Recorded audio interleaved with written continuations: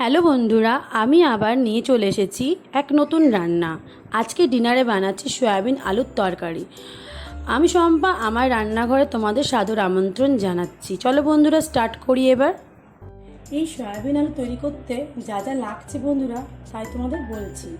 প্রথমে লাগছে টমেটো, তারপর লাগছে কাঁচা লঙ্কা, রসুন, আদা আর কুচনো পেঁয়াজ।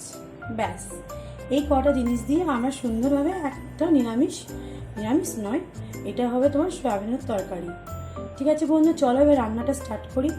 প্রথমে বন্ধুরা আমরা এই টমেটো, পেঁয়াজ, আদা, রসুন, লঙ্কা সব একটা মিক্সি গ্রাইন্ডারে নেব।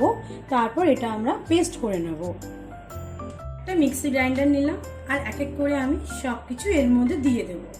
প্রথমে আমরা দিয়ে দিচ্ছি কুচনো পেঁয়াজ,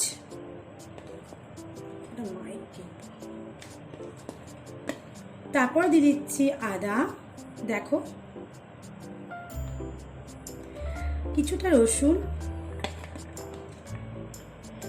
আর কাঁচা লঙ্কা চারটে, তোমরা লাগলে আরো বেশিও নিতে পারো। আর নিয়ে নিচ্ছি টমেটো।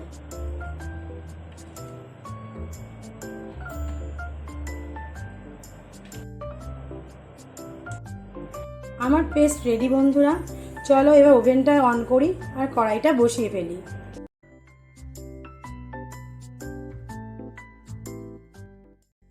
প্রথমে তেল নিয়ে নিচ্ছি বন্ধুরা। প্রথমে তেলটা গরম করে আমি সয়াবিনগুলোকে ভালো করে ভেজে নেব। তারপরে আমি এক এক করে আলুগুলো ভেজে নেব।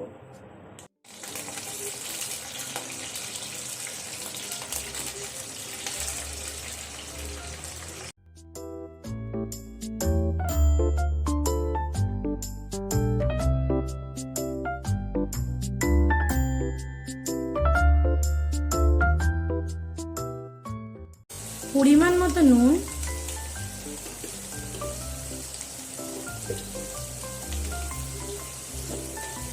আর একটু হলুদ।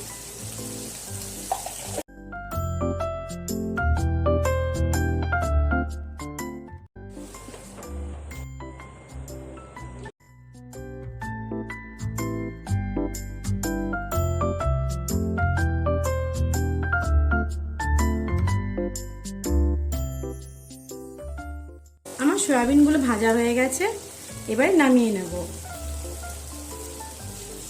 কড়াইতে একটু তেল দেব।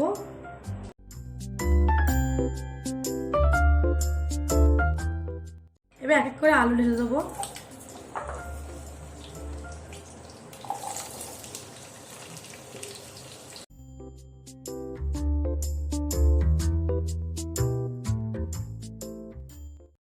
আলুটা ভাজতে ভাজতে আমি একটা মশলা বানিয়ে নেব। একটা বাটির মধ্যে একটু হলুদ, জিরে, ধনে গুঁড়ো, লঙ্কার গুঁড়ো, কাশ্মীরি মির্চ, একটু জল মিশিয়ে নেব। তারপর ভালো করে নেড়ে নেব মশলাটা।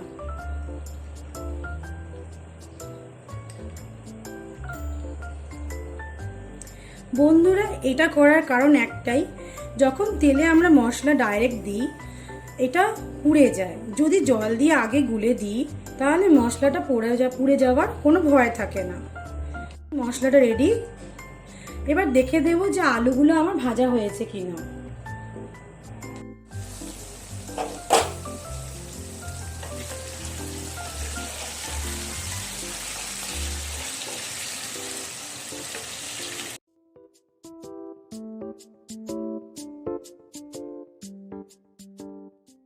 হলুদ,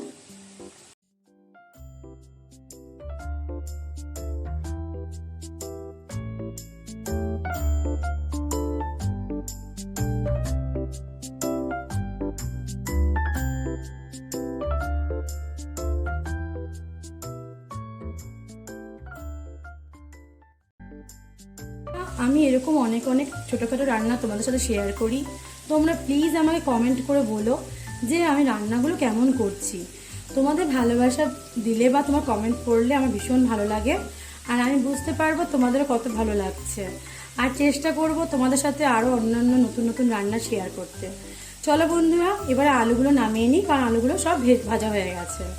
বন্ধুরা, আমি আর অন্য তেল নিলাম না, কেন আমি সয়াবিন ভেজে নিয়েছি আর আলু ভেজে নিয়েছি অলরেডি। আর এইটুকু তেল রয়েছে, সেই তেলেই আমি বাকি তরকারিটা করে নেব। তো এই তেলের মধ্যে আমি প্রথমে দিয়ে দেব জিরে, গোটা জিরে,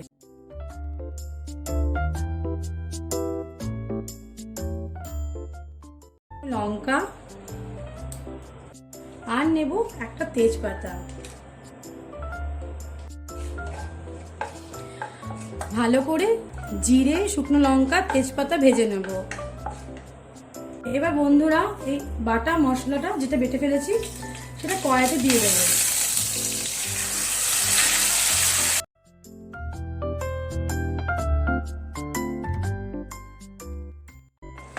লো ফ্লেমে মশলাটা ভালো করে আমরা ভেজে নেব, যাতে কাঁচা গন্ধ না ওঠে।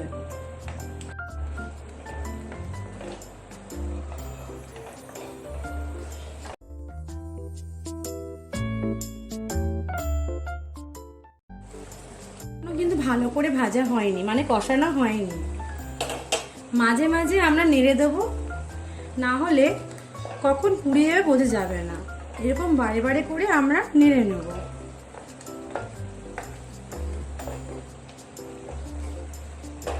আবার ঢেকে দেবো কিছুক্ষণের জন্য।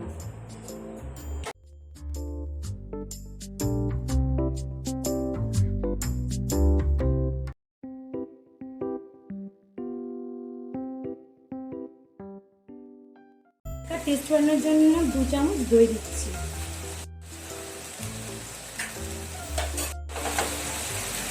এবার বন্ধুরা, আমি জল দিয়ে মেশানো মশলাটা ঢেলে দিচ্ছি।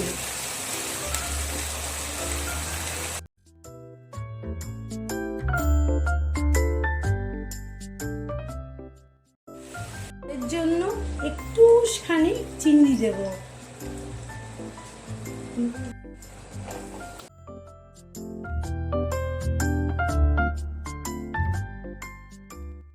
আমাদের মশলাটা পুরোপুরি ভালো করে কষানো হয়ে গেছে, দেখো কি সুন্দর রং এসছে।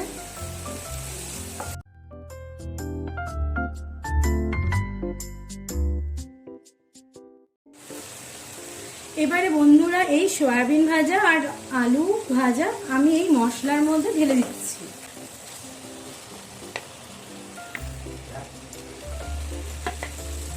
আমরা নাড়িয়ে নেব।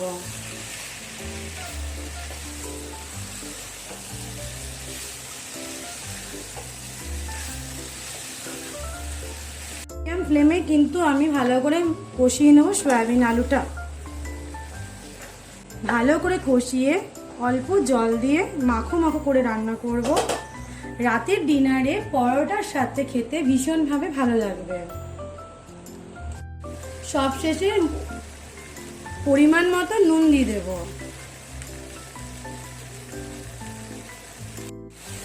একটু ভালো করে নেড়ে নেব।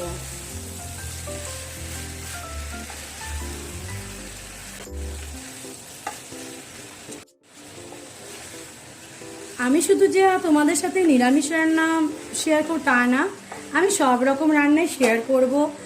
যেমন আমিষ, নিরামিষ, গ্রাম্য বাংলা পুরনো খাবার, যেমন লতি, লইটা মাছ, কই মাছের ঝাল।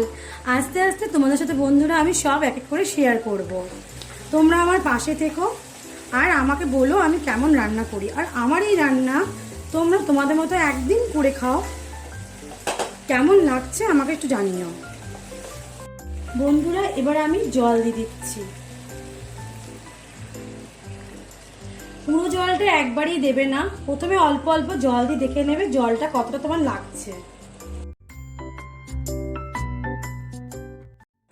এখনো আর একটু জল দিতে হবে।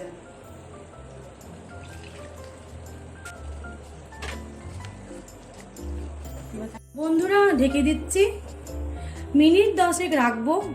ভালো করে ফুটে যাবে, দেখে নেবো যে সেদ্ধ হয়েছে কিনা, আর একবার দেখে নেব টেস্ট কেমন হয়েছে। তারপরে নামানোর আগে একটু গরম মশলা দিয়ে আমরা নামিয়ে নেব।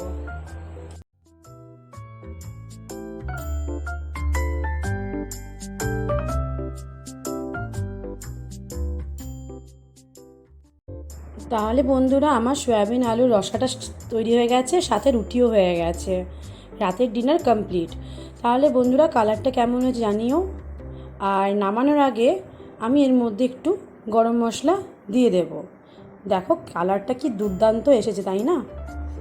এবার এর মধ্যে গরম মশলা দিয়ে দিচ্ছি, তারপর ভালো করে নাড়িয়ে নেব।